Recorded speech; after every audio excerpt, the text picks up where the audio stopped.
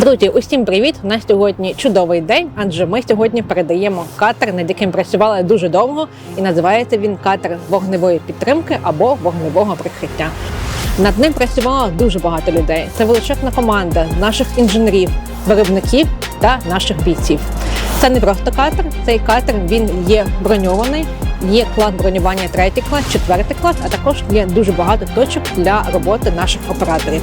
І звісно, ми дякуємо всім, хто долучився, без вас би цього не було. Це чудовий катер, який повністю відповідає нашим вимогам. Він може нести або 4, або 6 точок озброєння, в залежності від конфігурації. У нього захищена рубка, захищені борта.